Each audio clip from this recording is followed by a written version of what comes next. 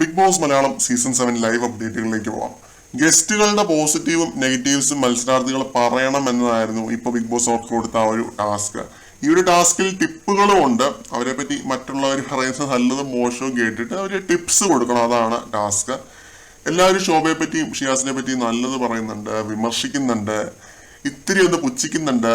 പിന്നെന്താ, മെയിൻലി എല്ലാവരും സ്റ്റാർ സ്ട്രക്ക് ആണ്. കാരണം മുമ്പുള്ള സീസണുകളിൽ വന്നിട്ടുള്ള രണ്ടുപേരാണല്ലോ. സീസൺ 1 ഒരു വളരെ മികച്ചൊരു മത്സരാർത്ഥി തന്നെയായിരുന്നു Shiyas. Season 5 one of the best അല്ല, ദ ബെസ്റ്റ് എന്ന് വേണമെങ്കിൽ പറയാം. ആകെ 2-3 പേരെ ആ സീസൺ എനിക്ക് ഇഷ്ടമുള്ളവരായിട്ടുള്ളൂ. അതിനകത്ത് ഒരാളാണ് ശോഭ.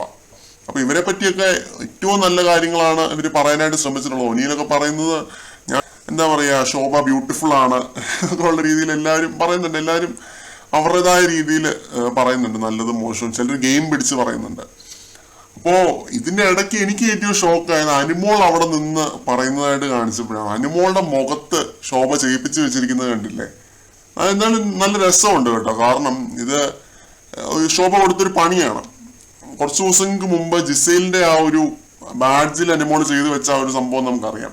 അതിനൊരു പണിയായിട്ട് ശോഭ കൊടുത്തതാണ് ഈ ഒരു സംഭവം. അപ്പോൾ ഇന്ന് കുറെ നേരമായിട്ട് ഇത് അനുമോളുടെ മുഖത്ത് ഈ ഒരു സംഭവം ഉണ്ട്. ഇത് കാണുമ്പോൾ ശോഭ ചിരിയാണ്.